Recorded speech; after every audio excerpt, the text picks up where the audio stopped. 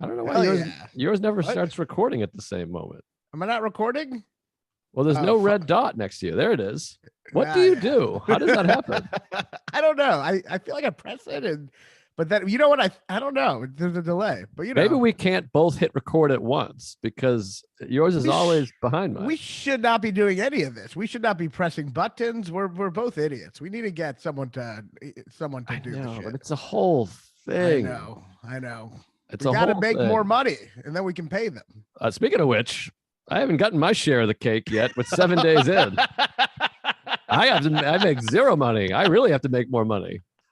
You owe me fucking half a thousand. It takes a couple days for it to transfer. It's due today. I've been late only this morning. It takes a while. But you can't bullshit me because I have 2 Patreons, and my other one I got my money 6 days ago.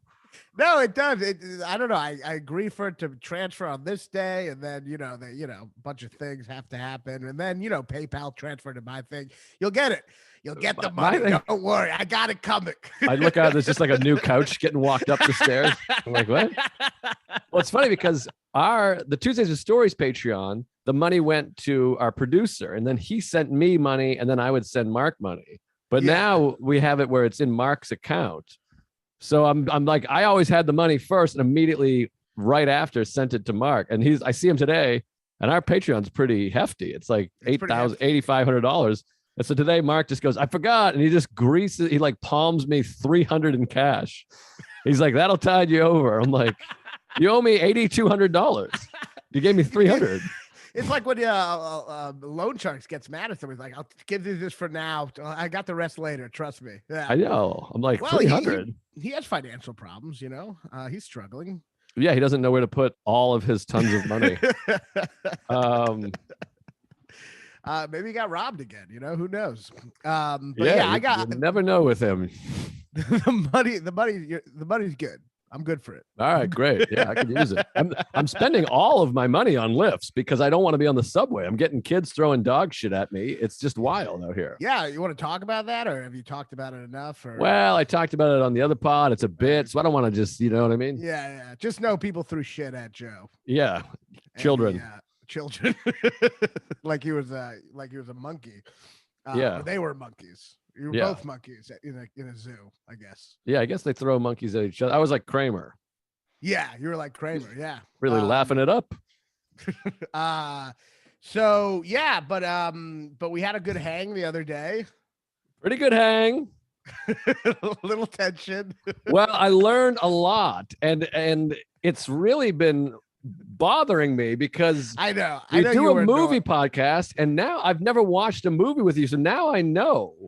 And you're making this case that Schindler's List is not as good as The Pianist, which is one of the craziest arguments I've ever heard. And then I look over, and you are texting 50% of the movie and talking at the biggest moments with a person who has not seen the movie. You have this Schindler's List riff etiquette that is impossible. No, it's correct. Like, it's easy. You bring 4 comics in, which I always thought was an awkward thing to have this Holocaust movie because we're going to riff, but then you're riffing, you allow riffs, but then suddenly you do the wrong riff, you're out. It's hard to know what's the right riff. First of all, it's not Schindler's List; it's movies in general, and it's hard because we do have a person that's never seen the film who's watching, but also Isabel hadn't seen it. Oh, yeah, so, but listen.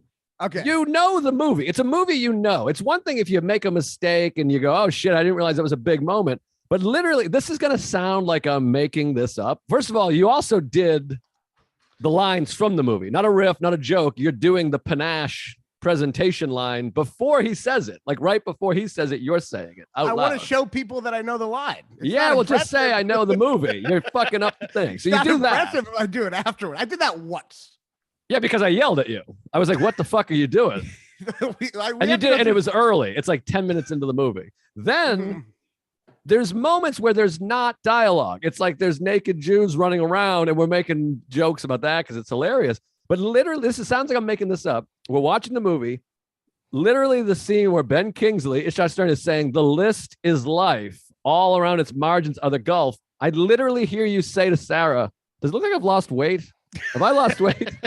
I'm not. That's not an exaggeration, hyperbole, anything. I'm like, this moment, this scene, you're talking. It's like unbelievable. You know, everybody knows in a movie. If you know the movie, there's the moments you don't talk over dialogue. There's moments you can say stuff, but not the moment.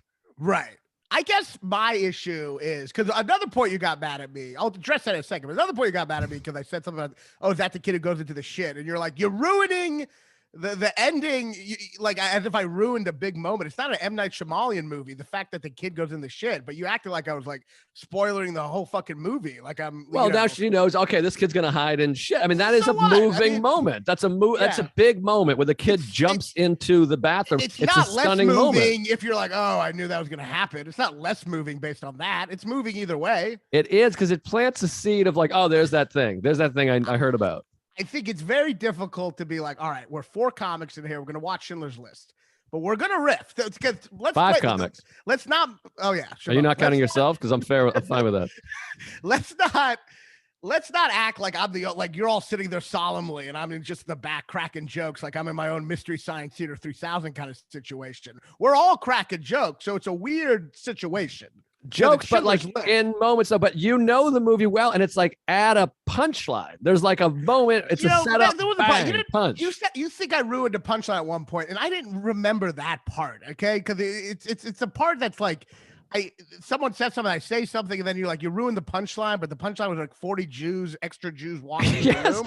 I don't know that. First of all, yeah, the moment is that's not like a big moment for me. She says, she's like, she's like, this, it could be worse. He goes, how could it be any worse? And right then you go, hey, did you guys see the other thing? And at that moment, like 50 Hasidic Jews walking, it's a setup punchline. You're a comedian. But I didn't see. That's the thing. You assumed I knew it. Like I didn't even remember that part. You did a podcast saying how much it sucks. So I figured you did some research. I don't know. It's 48 hours long. I don't know every little fucking moment when a chassid comes in a room and you think it's like this great punchline. I don't know every moment. But the main one was literally the Schindler's List moment. They're making the list. And I can hear you talking to Sarah about unrelated business and you're on your phone. So now, more than that, I'm just like, wait, how am I doing a movie podcast with a person who doesn't even watch the film? You were texting and tweeting and chatting with my wife about her sex life. Because once I think, here's why. Because it's tough with me. Like, it's fun to watch a movie with a bunch of comics, but to me, that's not really a movie experience. Just because there's so much jokes being had. So for you, I guess you think it's still like you can still go from the riffing to like let's make this moment serious. But for me, in a way, the whole mood is just ruined by the nature of it.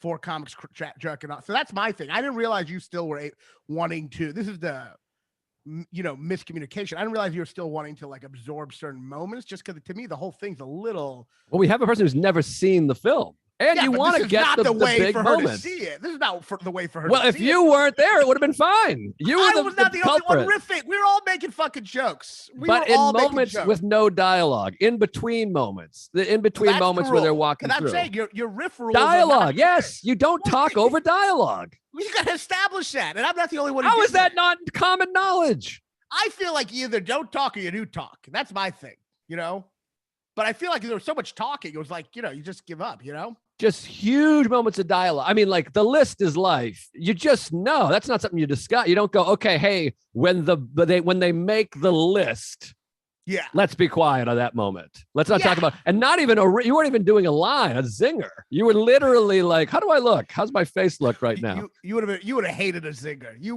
would have hated a zinger. I mean, there was, and then there's the moment. What also it does is it's like a heckler. It's very similar to heckler because then when the moment of like, I could have done more, I'm wondering if there's going to be a line. It's that thing. We always use the analogy of like, you're counting money and someone goes 14, 97, 31. Yeah. I'm like, is there going to be a line here that takes us all out of it? So that was it. And I had to pause with the last 45 minutes and be like, okay, from here on out, let's get in there. You have to admit, I mean, like, and make it clear that everyone was telling jokes. Even you were telling jokes the whole time. Not during dialogue moments. I didn't know this rule that not during dialogue, because to me, it's all important. You're ruining the movie no matter what, even the non-dialogue moments. So they're still important.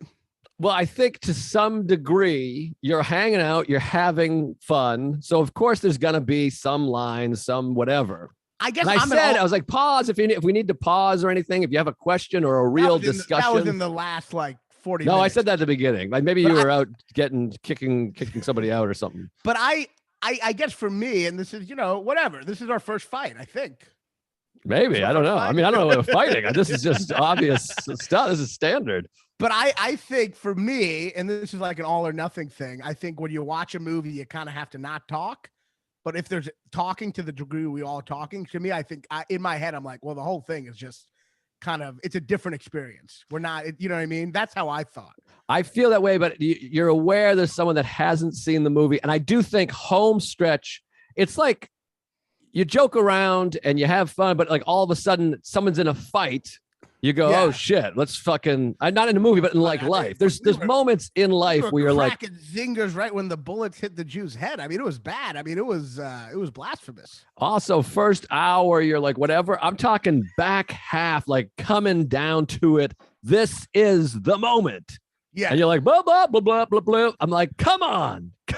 Let's be in it for the big moments, at the very least. Well, at that point, I was like, it was a different perspective. And I want to say, I'm like, I would have been all for us just not talking the whole time. But I guess we should have gone over that. We should have gone over that. And we should have made a decision, because I can't do are we talking or are we not talking? But I am interested in your movie watching, because you are on your phone a lot. I mean, how much when you watch a movie are you on your phone? That was not me watching the movie. The minute that started, I'm like, this is not how you watch a movie. So I wasn't. That is not how I watch a movie. Okay, I'm interested. I'm curious now. That's how that was like. I don't know. I mean, your criticisms of Schindler's List are interesting. For me, the intensity of watching a movie is like, the minute we start talking, I'm like, oh, this is like just a notch above it being in the background. Right. That's how I thought. And I don't think it's such an invalid perspective. It's almost hard like to know your rules. We are joking. It's hard to know it before. I know you said we all should know, but it's a little hard. I feel like chime in on the comments here. I feel like people, you can talking left and right. You can sense a moment in a movie that you're like, wow, they're just walking into the ghetto right now. It's whatever. Let me throw a quick line. And you were starting discussions, not based on like a lot of talking to Sarah about random shit, like Comedy Cellar shit, writing shit.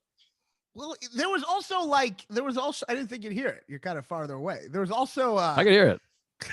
There's also it's not like we were like solemn, like we were, it was like riff central during the liquidization of the Warsaw ghetto. You know what I mean? But even that scene, that scene is mostly visual. There's not like whispering dialogue, character development. Yeah, but like some people would say, not me, that one of the most powerful moments is the girl in the red dress. Yes, that's when you guys were talking. Yes, you were riffing. You were like, is it red? I think it's pink. And then we made this joke about it. This is kind of like the dress thing where you could have the conversation was established because I was sitting and I had to pick my moments to be like, guys, what are we doing here? Because that moment was a moment that I was like fuming. You were fuming. You can't put on Schindler's List to a bunch of comics and also I was not the only one to blame. You scapegoated me. Ironically, you scapegoated the Jew in the room during Schindler's List because I was definitely not the only one. What about Sarah? That was annoying too, but most of her talking was initiated by you talking to her, and she was on her phone a lot. Yes, and I paused the movie. That was when you were gone. I paused the movie and I was like, hey, you missed this part too. Where I was like, should we do something else? Because Raanan left, Sarah's on her phone, and Isabel's watching it like this. And I was like, maybe we fucked up. Maybe this is a bad idea. And Chavone, don't forget Chavone. Chavone was like, I think it's good. He's got the bobblehead going.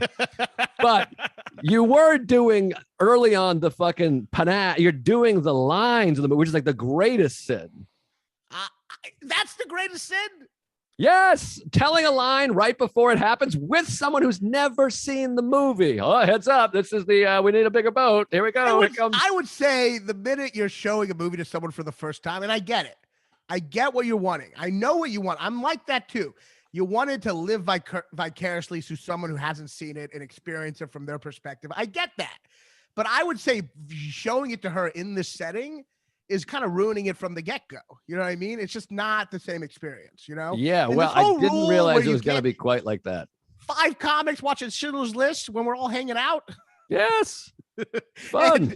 And I would have paused occasionally and said, what are we all thinking? Let's get some jokes out here. Yada, and yada. I also think I think the whole thing, you can't talk over the visual or the dialogue. That's crazy. Visuals can be so important. I'm not saying they are not important, but like you can chat while the liquidation of the ghetto, because there's not real dialogue in there. You're literally talking at like the plot point. The moment he realizes he's buying the Jews, I'm hearing your taxes. Who's your accountant? We got to get to these movies first and foremost. But anyway, Schindler's List fucking tension. rules. Schindler's List rules. There's so many jokes. It's so entertaining. It's so moving. It's so layered. It's just unbelievably good. But we're good now, right? In the words of I Mark Maron, I love good. you. What are you kidding? Yeah, I love you too, buddy. Yeah, we had our first fight. We'll get a little closer now. Yeah, I guess really so. So, I mean, I feel like we've fought a lot. I can't stand you, but all right, let's get into it. We're gonna fight a lot more today, honestly. Yeah, not to mention like our first fight. What are you talking about? You hate Field of Dreams. You hate John Hughes. You hate John Candy. Those are opinion fights. This is behavior fight. Again, you're just like destroying the end of this movie. Isabel's like sobbing. Sarah's sobbing, and you're like, this is horseshit. And I have to deal with a criticism. A guy writes, "You're the heart, and I'm the cold cynic." We are watching Schindler's List, and Raanan's like, "This is stupid. This is a manipulation. It's bullshit." Let me defend myself there. I am moved by a lot of things in Schindler's List. I am very much against the ending where it shows all the actors come up to the grave, because I think that's a movie being like, this is more than a movie. And I think all movies are, in the end of the day, movies. And I think trying to transcend that was self-important and bloated. And I don't like that. And I don't find that cynical. moving. That's not cynical. I think it's very cold. No, it's chilly. It's not being able to be moved by bloated self-importance when you're trying to say there's more than a movie, you know? It is more than a movie. It's a Holocaust. It's still a movie at the end of the day. You know it as well as I. It's entertaining. It's dramatic. It has great moments, great dialogue. I just think the whole thing is showing the actors. I know Isabel cry, whatever. I mean, everyone's gonna cry at shit like that. It doesn't mean it's artistically. If they can hear it, they'll cry. But I don't. Funny though. You were like, Raanan hates this part, right? Like Isabel just started crying at it right immediately. I just don't agree with your assessment that what they portray in the movie. I do agree that a movie acting like it's bigger than a movie is gay or whatever word. I just don't agree that I don't get that feeling from the ending, the epilogue of that movie. But we already talked about this. We have an episode where we talk about this already. It's not the epilogue. It's before the credits. I mean, it's not like it is part of the movie. But yeah, all right. Anyway, we already talked about that. All right, let's talk about some murder. Oh, geez, what? No. Let's talk about this. Okay, but you're gonna hate me today because I had a specific rule that I'm gonna break many times today that you already set me up for. You have a rule? Well, you set me up a rule for this episode. Because every time we text about the movie, you're talking about the book. So all I'm saying is keep in mind we're doing a movie podcast before you spend 25 minutes talking about a book, which is different than a film. I know, but I can't talk about the movies without talking about the book. But it's just the way it is, because a lot of it's one of my all-time favorite books. You got to read it. I reread it this week after watching Capote because I got so annoyed by that movie. So bright. Jeez. Wow. It's just one of the best. But let's talk about these two movies. We're talking today, Capote and In Cold Blood. Yes. Which is a good choice. You made the pick. I like the pick. It's finally I get a pick. I finally got a pick. It's fun. You know what I mean? By the way, this is the earliest we've ever made a pick, and we both just finished the movie 30 seconds ago. And I could hear it was like surround sound. I could hear the movie upstairs while I was watching it downstairs. We should have watched it together. I rented it twice because I didn't finish it the first time. Well, my plan the other night, Saturday night, was to watch it together, but we're such good buds that we couldn't stop talking. Plus, I could see your dick through your shorts, which was really weird. That really brought us together. We really got closer this weekend. Yeah, we did. But let's talk about In Cold Blood first, because I feel like we both just finished it. Sure. Yeah, we can. Or you want to talk about Capote first? You do the pick. I mean, I saw Capote first on my head, but we could talk about In Cold Blood. Yeah, let's talk about it. In Cold Blood came first. We've watched it most recently. First and foremost, love the film. A lot of stuff doesn't hold up. A lot of flaws on a great film. But first and foremost, this might be the single worst musical score in the history of American cinema. Can I tell you the ultimate problem with it? Because I kept on listening to it, and I'm like, I feel like it's from West Side Story, and I listened closely, and it's because they're snapping.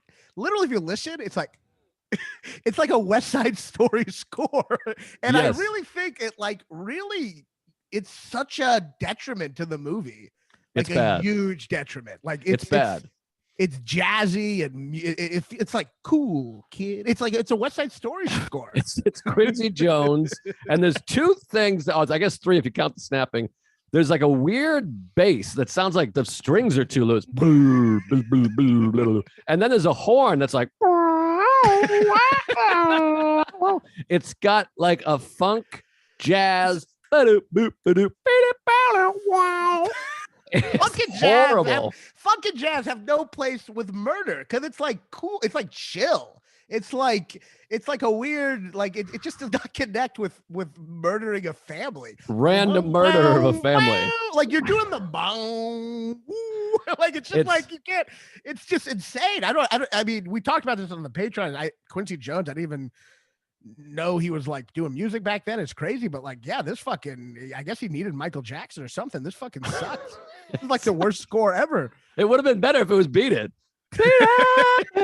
I mean, it was bad. So it's just, first of all, it's a film that would benefit from no score. Like the Coen, because it's very Coen brothers are obviously very influenced, as you said. Yes, very influenced, and they should have done like a No Country for Old Men, really light screams, string, weird shit, where it's like that kind of stuff, and light music, no music. It's like it's not desert, but they're in the desert at one point. But like the worst music, by the way, is when they're collecting bottles along the highway. It's if you didn't watch the movie, go watch that scene. It's literally I think my fucking levels are too loud. We got complaints. Do I sound bad in your hair? I mean, I sound okay. I mean, I got complaints last time. I'm trying to keep the mic up. I have it at 6. I don't know. People said I was half. Yeah, my level's high. I got to turn it down. I'm turning it down. Okay. All right.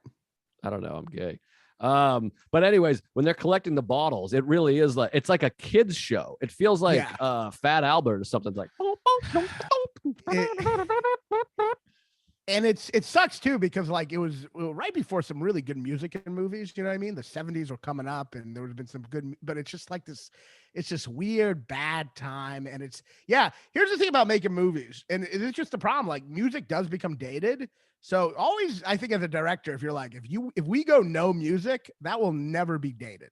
You know what I mean? Right. That will never be goofy later on. But it's like you better make sure this music style is not like, because now we're just thinking of disco or some weird shit, that it really hurts it so much. I mean, I honestly, scores are so important. I still think like if John Williams didn't have the score for Star Wars, no one would have like that cheese dick movie. No one would have been into it. It was just, scores like define a movie. And this is like detrimental to the movie. Very detrimental. Great shot, Gold Leader. And also Robert Blake, who ended up killing somebody in real life, I believe. Yes, Natalie Wood. No, that's a different one, I thought. Oh, is that a different one? That's what Sarah said. That's what I thought. I thought that was the guy from Austin Powers. Yeah. Oh, maybe that's right. Because Robert Blake, I confuse them.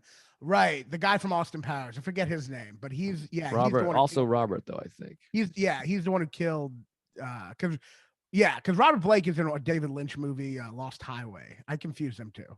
But what were you about to say about him? Because I have some thoughts. But he is so terrific at the end. And one of the great accomplishments in cinema, that scene where he's talking to whoever reporter guy, and straight Truman Capote. Yeah, exactly. Fake Capote, falseman Capote. When it's the famous shot in the movie when the rain is coming down the window and it's like reflecting and it looks like his tears. Beautiful shot. It's amazing. And it's a great speech about his dad. And it's really beautiful. And he's beautiful in that. But he stinks at a lot of moments in this movie. The limp is too much. And the way he's like goofing around, collecting bottles, and he does things of like, he sure got him. There's a lot of acting like that. And there's one moment where they're going to strangle the guy in the car. And he's like, don't forget, when I say give him the match, that's when you hit him. And like, there's really goofy, silly stuff in the movie like that. Also, don't you think like that scene with the rope is suspenseful? But don't you think they let the rope go a little too far down his head before he backs out? It's like the rope is like it's over his. it's like it's over his forehead. It's like why don't you just cut it a little earlier? Because it's just too insane. It's just like no, like, there's some sketch stuff. It's so close, but it feels like that time period. That was the very beginning of the new Hollywood, and we're 5-6 years away from Mean Streets and The Godfather. It was so close that it felt like they still had to do things big. Like, okay, really show the audience that we're wacky. It has a bad 50s stank on it. Yes. And it's trying to be new in many ways. It is like, but there's a bad 50s stank where you feel like you're half the time. Sometimes it's great, and sometimes you feel like you're watching an FBI. Yes. Like these two criminals here. You know what I mean? It's like that kind of fucking. Well, but can I just? Yeah. Sorry. What were you saying? Yeah. No. You go. I was just gonna say, I totally agree with you, Robert Blake. I think there's just like there's this old style of acting with him that's not good. But I want to say what I realize is amazing is Scott Wilson, the other guy. Who I think is great and pitch perfect. And I know he's like more of a shallow guy and he has less of the dramatics arc, but I think he just feels so natural. And this actor, by the way, I realized it was Scott Wilson. I haven't had brain fog. It's gone away because, I caught the wife from Hook and Schindler's List, which I caught yesterday. That was a good catch. I had a catch today. I don't know. I just watched it. I didn't realize that was Scott Wilson, who I love. Do you know Scott Wilson? What's Scott Wilson in? See, he's in Walking Dead, but he's this older actor who died recently. But I've always known him as an old actor, but he's actually kind of funny because he's in a lot of in cold blood like movies. Have you ever seen Dead Man Walking, which is a great movie? Sean Penn? He is the chaplain in that. Or not the chaplain, the warden. Oh. He is the warden in that, and he's also in Monster, which is similar to In Cold Blood too. The serial killer movie with Charlize Theron being ugly. He's the man she kills, the family man she shoots on the side of the road. But he's an amazing actor, and I didn't realize it was him in this, and I think he's pitch perfect. He looks like Justin McKinney, the comedian. I don't know if you know Justin. Yeah, great. Yeah, comic. I can see that. They look very similar. I don't know who that is. I just lied. Oh, he's wonderful. You should look up his stuff. You'd love him. I literally just lied and said I can see that. Check him out. Yeah. Yeah, there's times where I'm looking at the wrong notes. I'm looking at the notes for Capote, and I was like, I don't agree with that. I'm looking at like it's masterfully shot and edited. I'm like, well, I guess those are wrong film, but teaser. Did you think Capote was actually way more disturbing than In Cold Blood? In terms, of course, it's like more felt more real, even though it's on the periphery the whole time. Capote is just amazing. But there's some great moments in Cold Blood, and like I said, if it had the benefit of coming after French Connection, it would have been better. You wish this movie came out in 1973. But there's that great scene where the dad and he's having this flashback to his dad beating his wife, and he's like pouring the booze on her. It's very raw, very real. Feels like some really stunning stuff for 1967. That part reminded me a little of the kind of flashbacks in Midnight Cowboy, kind of the loose flashbacks. Oh yeah, well, it's a hugely influential movie. Yeah, and you definitely see the Coen brothers because the car cutting back and forth between the family and the car driving to them feels so much like Fargo. It makes you realize the influence it had on the Coen brothers. But there's one thing the Coen brothers do in a lot of those movies that this movie doesn't do, which I actually think might be its most fatal flaw, which is after the crime, they never really. That's when in a Coen brothers movie it would introduce the third character, the Marge character, the Tommy Lee Jones character. And while the sheriff is essentially that guy, they never really personalize him the way they personalize Marge or Tommy Lee Jones. Something that what they really needed was a scene with him before he comes to the crime scene, a scene to show his personal life. Right. And they do that, so it's lacking a character in the movie. So it ends up being, it kind of cuts between the two criminals, and then the rest of it feels like almost an impersonal documentary. Yes. And you can tell that hole at the end because then they use the reporter's voice to narrate the end, which is so bad. It's so bad. It's so inconsistent. I think what's happening there is they don't have they have a hole they can't fill because they never personalize the sheriff. And then the sheriff, they bring him together with like a straight Truman Capote, but it just looks like two boring white men the whole time. So it really like hurts. It's like the fatal flaw of the movie, not personalizing that character. Yeah, that reporter narrator thing is really embarrassing, and they really sell the lesson at the end where he's like, but this will just happen again, and then it won't deter anybody. It's similar to Psycho. It was like a thing in the 60s. I wrote that down. It's just like Psycho, where they're just like, so he was crazy, but he's transgender, and that's why. And they do this kind of thing. I thought it was the same guy at first. I thought they brought that therapy because they literally have that scene. Marty Balsam. It's in the book as like an explanation at the end, but it's just like a report, quoting from a study. But they literally have him in that room with the sheriff in the beginning, literally having this uninterrupted speech. Yeah, it's not. It might not even be Truman Capote. I can't. There's so many boring white middle-aged men. I can't tell them apart in this movie. But it's one of them has like a long speech about how they're sociopaths. It's a new breed of killer, the senseless murder, and it's just like straight out of. It's like the worst part of Psycho. Yeah, it's not good. But then right after that, the moment where he gets hung is some great filmmaking, because it really is like anxiety. It gives you anxiety, and it sounds weird to conflate them, but that is what my anxiety feels like. That feeling of like walking up those steps, and when he's sitting there and they're asking if he has any questions, and he hears the guy going up the steps, and like that really like triggers my anxiety. It feels that when you're just hearing noises that you're like, oh my God, that's the noise it's going to make when I'm walking up those steps. And when they put the bag over him, they put the bag over the camera. And when he bounces, it's jarring, especially for 1967, and fades out in that moment. They also pull it off incredibly in Capote, but that is a great piece of filmmaking. And he's having this anxiety. There's no acceptance or anything. He's like a kid freaking out. And it really is a really empathetic portrayal, and it's beautiful. It's a great piece of filmmaking after probably the worst part of the movie, which is just like the voiceover for a while. So you're actually getting like sleepy a little. Yes. And then they just kind of like, it kind of catches you up, kind of catches you off guard, because it has this like great sequence at the end, the speech about his father, and then the execution, and showing the heartbeat. This is the thing. Thank God they didn't use the fucking funk down music in this part. It'd be so funny for right after he hugged. It was like, bow, bow, bow, bow. And no end credits, by the way, too.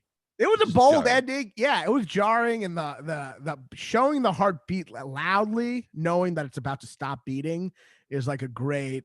And that is such a part of when they execute you, when they hang you, they check your heart afterwards. And once it stops beating, that's when you take you off the rope. So showing the heart beating loudly was a great technical thing. It feels like a No Country for Old Men kind of sound. Mm-hmm. It's like, it just makes you wish they had more of that shit in this movie. And his seeing the previous rope sewn off, like the severed rope from his buddy who just hung, and that handheld coming up is all great. And and it should have left you, he's hanging there and you're left to kind of deal with what you think, instead of them being like, capital punishment doesn't seem great, does it? Which is also like, it's preachy, and like, I don't know. It's just not. Yeah, it's a weird preachy moment by characters who you don't care about. There's just too many characters in this. So you're like that's the problem. Like, you needed the Dewey to be a more important. You needed the sheriff to be a more important character, because the killers have no one to look at the end. Yes, and it's like it's like if Sean Penn is without Helen Prejean at the end of Dead Man Walking. It's just lacking something. It's something the book didn't have that problem, because it was a journalistic book and it went through different characters. But like it should have. The problem ultimately is it was too literal to the book, and it needed to like use some more cinematic filmmaking elements to break free. Even it doesn't have to make up shit, but it needed to like do that. Otherwise, it just kind of falls flat for like a third of it. Well, there's an important thing we're not talking about too in this movie, is that Dick Hitchcock has the words Dick and cock in his name. Oh, that is a good point. I forgot about it. You're always looking for the Easter eggs. Yeah. Yeah. Dick and cock. I guess that's God's Easter egg, since it's real. I suppose so. But yeah, there's a little bit of Dumb and Dumber, by the way, when they're like hitchhiking, and like literally in front of the guy, he's like, okay, when I say give me a match, you snap his neck. It's so bad. But there's some fun things in there, and you got to try to be critical with it being 1967, and like I said, it's the beginning of the new Hollywood. It's a little bit before French Connection, Godfather, all those movies. There's some great stuff in there. There's some beautiful cinematography, and those two scenes. I mean, him at the window is one of the great scenes and moments ever, and the hanging. But then it leads perfectly into the movie Capote, which is 500 times better than this to me. But can I just say one thing about the book before I'm minimizing my book talk. I know you're going to get mad. I'm minimizing it, but I just want to say the book was, and this is, I think, the same problem adapting this book into In Cold Blood is the same problem Fear and Loathing in Las Vegas happened. Fear and Loathing in Las Vegas and In Cold Blood are both groundbreaking journalistic things. So as journalism, you read the book and it's groundbreaking because never had nonfiction. It's using nonfiction, but using tropes from a novel and getting into people's heads the way a novel do, but while you're also realizing it's nonfiction. So it made it a groundbreaking experience. But the problem with that is once you adapt it into a different medium, it's no longer groundbreaking in that other medium. You know what I mean? So that's in Fear and Loathing in Las Vegas, the same way. You're like no other magazine article about a journalist had the journalist getting high and going crazy in it. So it's like a new kind of journalism, and it loses that when you put it into the movie. So I think that's a limitation of the movie that you can't. I think they could have changed that by personalizing the sheriff.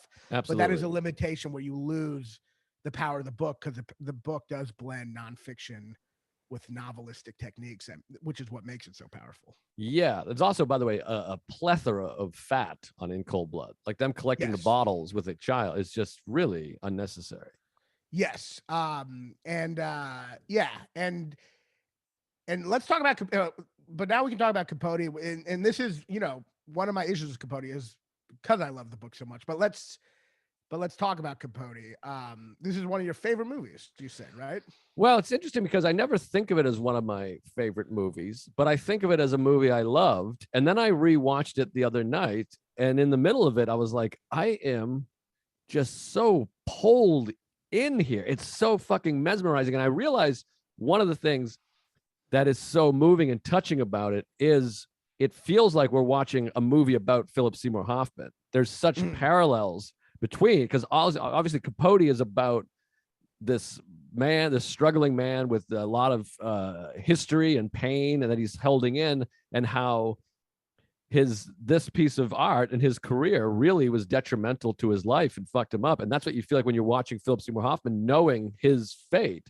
Because you're watching Capote, but you're watching Hoffman in one of his great roles, his truly breakthrough role, his Oscar-winning role, and knowing his fate that he had these demons, similar demons as Capote, and ultimately he would die from these things. So it's so moving because, as I talk about almost every week, he's my favorite artist. I mean, I just love Philip Seymour Hoffman, and he's so beautiful and empathetic and layered in this movie. I mean, you really feel for him and also get angry by him. He kind of has moral issues, obviously, and it just goes deep into him. So it feels like it's about Capote. It feels like it's about Perry. It feels like it's about Hoffman and the Chris Cooper and the family. It's just multi-layered, and I love the performance, and I love the cinematography in this movie, the style. They always say like style makes fights in boxing. I think style makes movies as well, and I love the style of this movie. Yeah, I agree. I think it's way better than In Cold Blood. Way more captivating. I think the shot alone, something about it being on the periphery makes it. The shot alone of the woman, I believe her Susie or whoever comes in. Actually, I think her name was Nancy, who walks in and sees the other Nancy dead on the bed. Is an amazing. It's so disturbing, so real. And I agree with you. You can make that parallel with Philip Seymour Hoffman, and much like the way Truman Capote is trying to get into the head of Perry, is the way Philip Seymour Hoffman is trying to get in the head of the roles he plays. You know what I mean? So Perry is like the role Capote is trying to play almost. You know what I mean? The same way Philip Seymour Hoffman is like trying to get into his head and trying to relate to this person. You know what I mean? And seeing a connection. So I do think it's an entertaining, it's a captivating movie.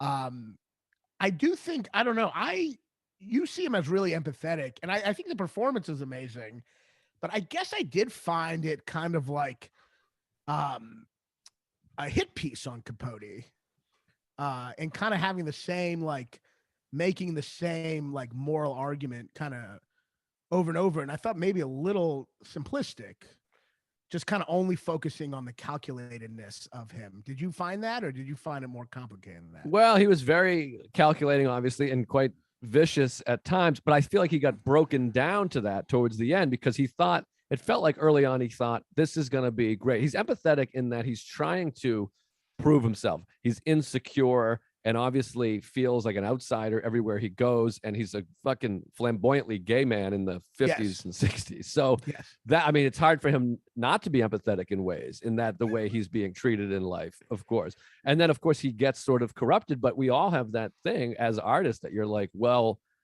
this would be great if this happened. I would like if this negative thing happened because it would benefit me for this reason. So you can kind of see where he's coming from. And obviously it gets too bad. It's almost like a politician that gets in it for the right reasons and gets, you know, corrupted. Yeah, it is funny, by the way. I feel like people are pretty understanding of him in the movie. No one's like, why the fuck are you talking like that? Like, no one's like he kind of comes up to like these Kansas people like, and they all just kind of treat him normally. I thought it was pretty good, you know? Well, I think he's sweet and he's manipulative.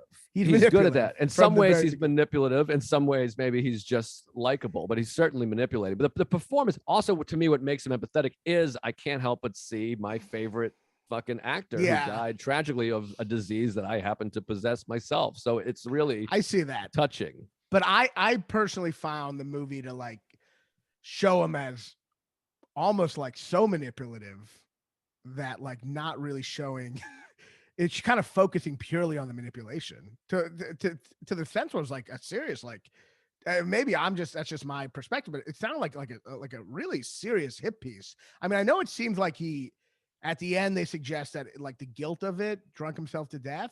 But when he's talking and he says, no one has had it worse than me, and he's talking about the fact that they just keep on not getting executed, and he's saying no one, it's like a pretty like horrific portrayal of Truman Capote. Well, which I suppose so, but I guess so. But it's like, I think when you get obsessive about something, you become that. I mean, I think all from talking to comedians, you have this. I mean, we could have it with ourselves. With you talk to a comedian, goes, I only got 4 spots this week at the Cellar. I mean, you're like, well, you have your health, you have, you know, I mean, you could have gotten 0 spot. I mean, I think everyone gets a little bit corrupted by this stuff. So you get so obsessed with this thing. You're like, I have to finish this book. I have this great book, and these guys won't die. It's like, it is. I don't know. I guess so, but it's like, not that I want to be that. I relate to that level, but I can see where he's coming from. And he also seems fun, by the way. He does seem fun. I agree with you, except I do think by not showing the effort he's putting into the book and the ways he's making this, like he kind of just, all he talks about in the book is like, it's going to be the greatest book ever. And then everyone reads it, goes, it's the greatest book ever. But by glossing over some of that, and I don't know how you would capture the process of writing or the creation. I don't know how it's hard to capture a movie, but by glossing over that, to me, you only see the manipulation and it becomes repetitive. Like the movie's making a moral statement, the same moral statement in each scene over and over again. I thought it was a little repetitive. And I do think there is complication in the movie, but I don't think it's explored enough. And I think if they showed more of what he wanted to do with the book and how he was trying to like make the thing that's not just a great, you know, it's not just purely ego. I mean, he is creating a work of art that is going to make people empathize with characters in a nonfiction book that's never happened before. And I think if they could have shown the empathy in his writing and contrast that with the lack of empathy sometimes in his daily life, it would have given you a more complicated feeling that is more correct to the human condition. I just saw it a little simplified in this by not showing that, you know? I missed all that. I kind of drifted into something else, but no, I know what you mean. I do think it would be hard to show it. I think it's a valid point, but I guess I was so fucking pulled in that it wasn't conscious in my mind. I just thought, God, I love this character. I love this movie, and I love the score, and I really love the cinematography and these cuts from like the Manhattan skyline to this farm and the fish out of water factor. Yes. And also just the jealousy for Harper Lee. I mean, that great scene where he's drunk and he's like, I don't even get the fuss. And but and he the said he scene, didn't wait for her to leave before he says that. It's kind yeah, of courteous. and it's just such a beautiful depiction. And the line we talked about, he's like, when he gets really vicious with Perry in the cell. Yes, we got to talk about one I of the mean, greatest it's lines ever. just such a harsh line and moment. It reminds me of like certain comedians that will snap. I mean, you have the line. I don't know. Maybe you wrote it down. It's such a great. I don't know if I wrote it perfect, but it is great. So Perry is kind of wants to be an intellectual, uses words, but he uses them kind of incorrectly. And there's this, they set it up where he kind of says words, not assuming Truman might know them. And Truman kind of like just buries it, like he ignores it because he wants the information. He's like, he like says a word earlier on, and then he tries to use a, simpler word to almost like act like Truman might know it. But then finally at the end, Truman says his real feelings where he tries to say a word. Barry's like, you know that word? And Truman goes, there's not a word or a sentence or a concept you can illuminate me on. Yeah, it's really great. And because he is trying to dumb himself down. It's like, I mean, Gulman used to have a great bit about how he said quinoa, and the guy's like, it's quinoa, and he goes, I know, I was pandering to you, or whatever you call it. He's like, I know that, I just assumed you're a retard. And that's basically what's going on. Yes. In that scene is he's trying to kind of feel like I'm kind of like you. By the way, the performance of Perry is also amazing in this movie. Chris Cooper, who I don't always know if he's great. I'm not a huge Chris Cooper guy, but I thought he was great in this movie. No, he's great in this. This is like his perfect role. He's like perfect for it. I mean, Catherine Keener's great. Catherine Keener's amazing, and their relationship is great and feels so real. I mean, people talk about how In Cold Blood is like documentary style. This almost feels documentary. It feels very, very real. It does, and you feel like the murders happened in this movie, and there's cinematic things in the other movies that like traditional 50s cinematic things that make you feel like it's fictional when it's not, Right. We talk about this on the podcast a lot. Sometimes movies like kind of fail at both things a little, you know what I mean? Like they're neither like Don't Look Up was neither real characters or funny, you know what I mean? Mm-hmm. So In Cold Blood kind of had this bit of a failure while it's limited by being like a real story, so they couldn't get into some dramatic arcs that would have been helpful for a movie, but then also use 50s techniques that didn't make you feel the documentary feel of it as gritty as you should have. But this movie is in a way just much more disturbing. Yeah, and I think by just showing little glimpses of the crime is just in it, because they do show the violence in the movie, honestly. It's so much more disturbing, and it really is compelling and like mesmerizing. I mean, just that shot on the bed with her back to you and the fucking splatter, and it just cuts to it really quickly with her hands behind her back, is so great. It's just effective. I mean, that's the word that coming into my mind the whole time. It's extremely effective. The blood splatter wall moment is there's something about that's like I don't know, it's just something about her rushing away and just the way they show it. I think it's how little the camera's on that body. You know what it does? It perfectly captures someone seeing something horrible and running away really quickly. So you just have an image for 1 second. It perfectly captures that. It's one of the most disturbing moments in a movie. I think it's interesting that Capote, this movie about him, is somehow makes the violence more disturbing, than In Cold Blood.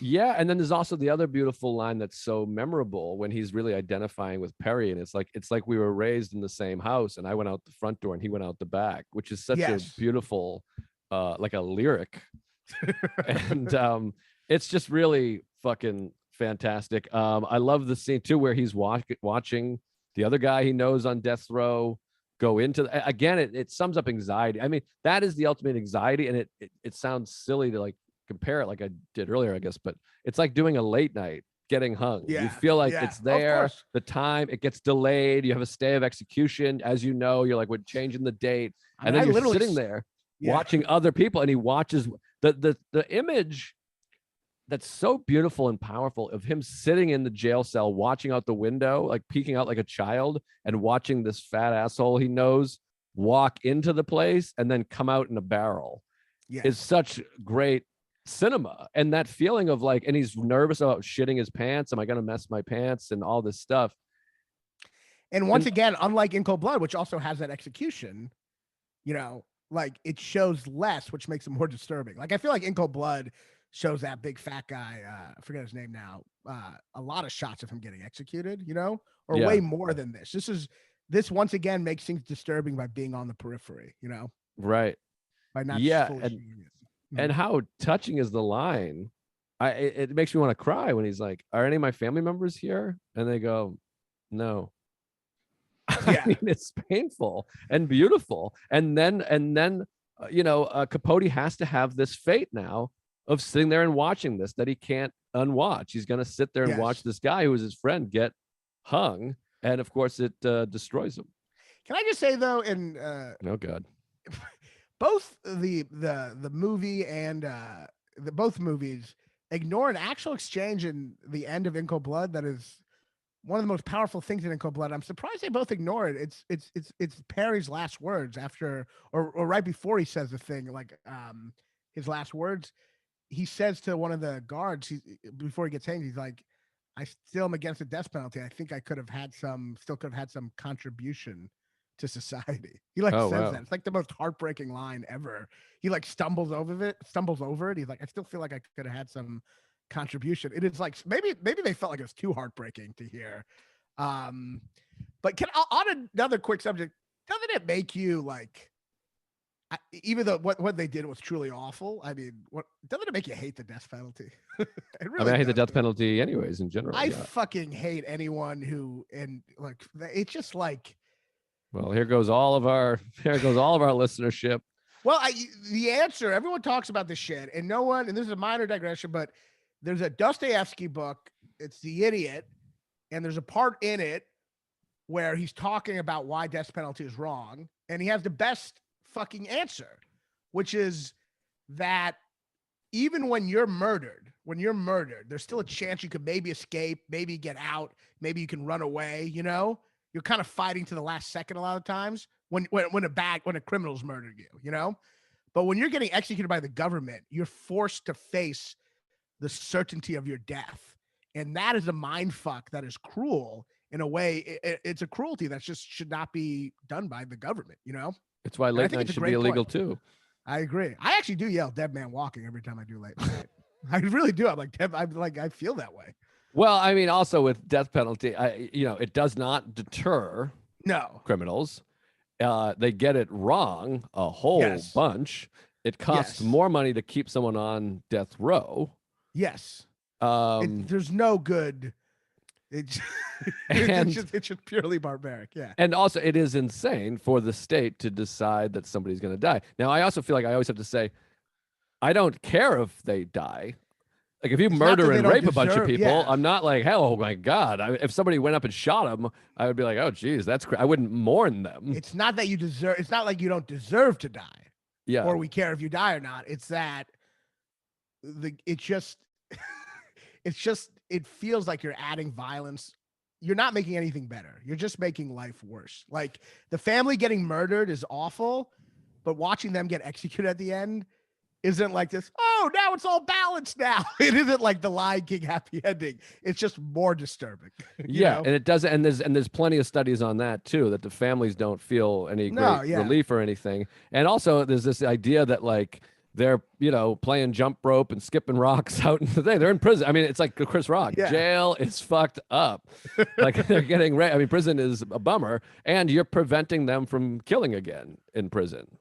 Yeah, which is the real thing. So it's insane. But the movie, especially Capote, both movies makes me really they are pretty good anti-death penalty movies in their own way. It just makes you hate it. Could somebody put a timestamp on when Raanan puts his arm up and exposes his armpit?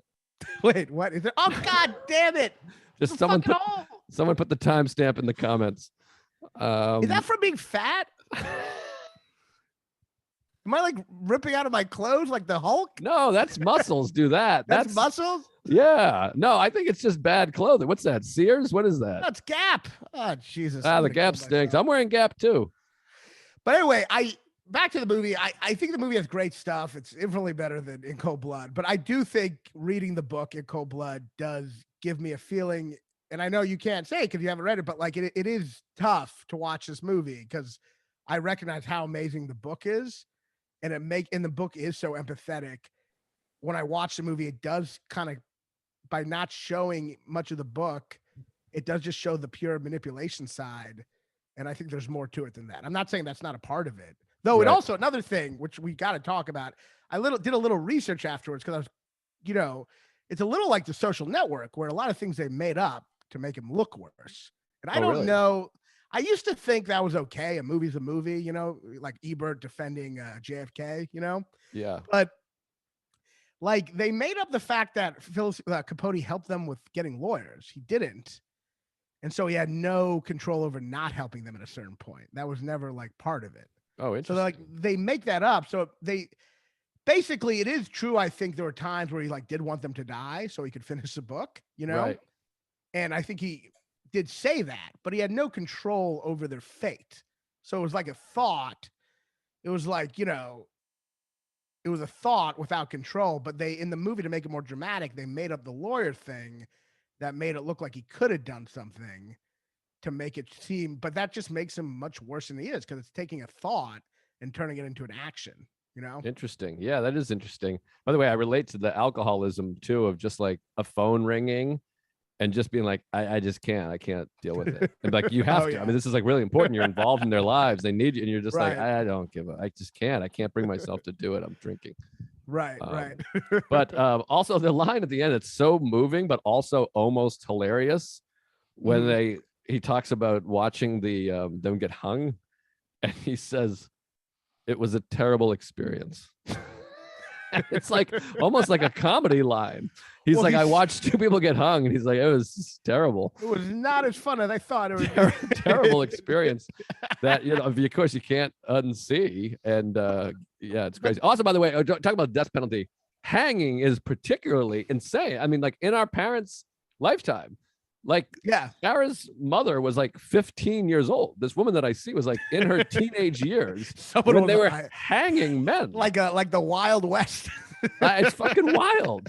The hanging, like, well, I mean, they did fucking shootings till I think 4 years ago. It's fucking.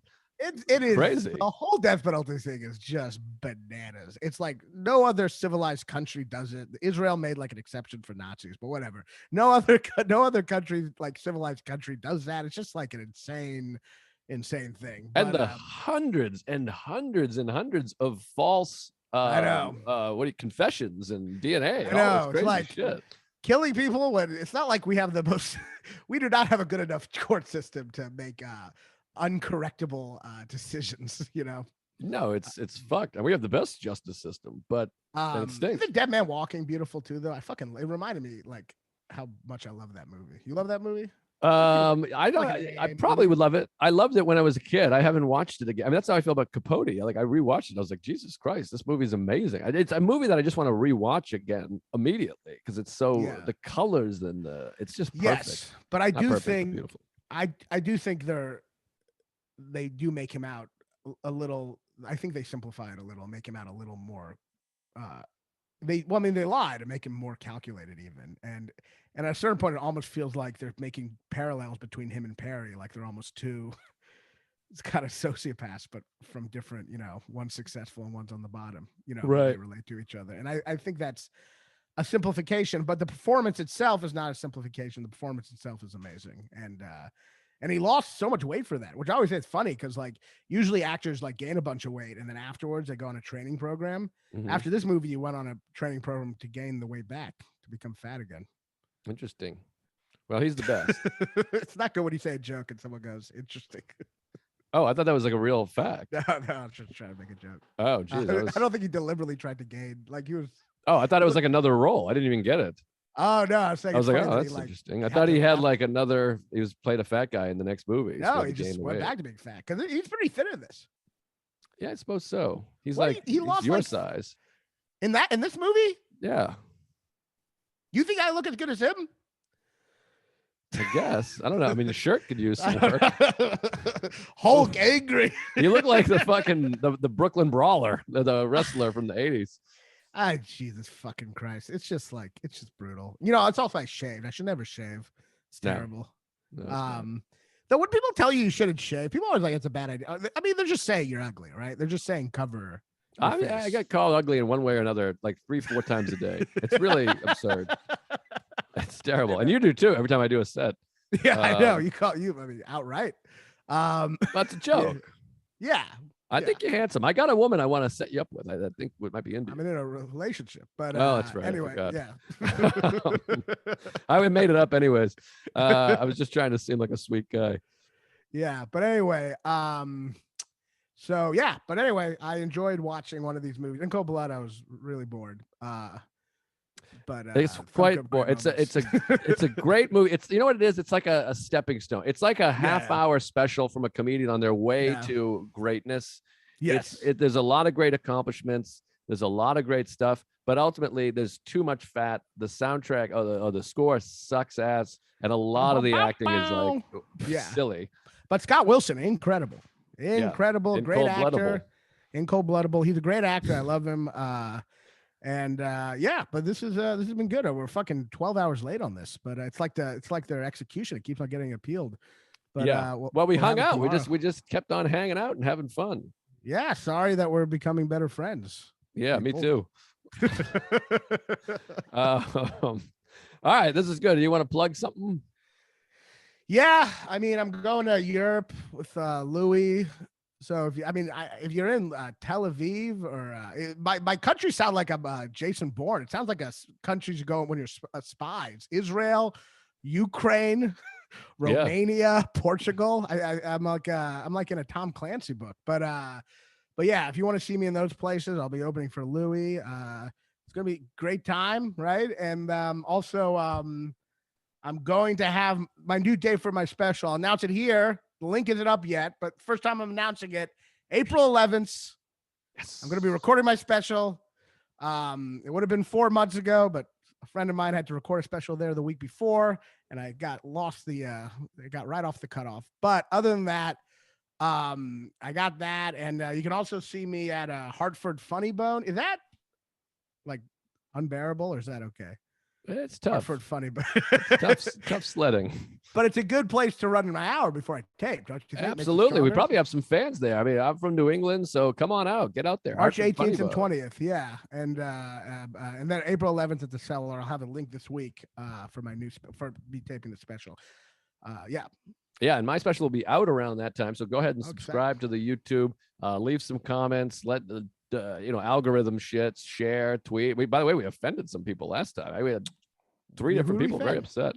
About what? They got upset about a political take of mine, which I'm happy to debate, and our treatment of COVID. We're making too many jokes about COVID. Like, evidently, I'm still fucking quarantined. It's like 12 days already. Evidently, several 100,000 people passed away, and you can't make a joke about it. Man, I don't get it. Jesus, I'm like the fucking bubble boy over here. I'm a Howard Hughes. I'm just locked in my house. What do you want? Well, the fella's upset that for all the folks that are taking medical advice from Joe and Raanan Talk Movies, we're steering them wrong in his opinion. But just always take medical advice from Joes who do podcasts. That's the lesson. Yeah, exactly. We're trying to add a little levity to the situation. But anyways, be sad all times. We're vaxxed and boosted, and we like to have a good time.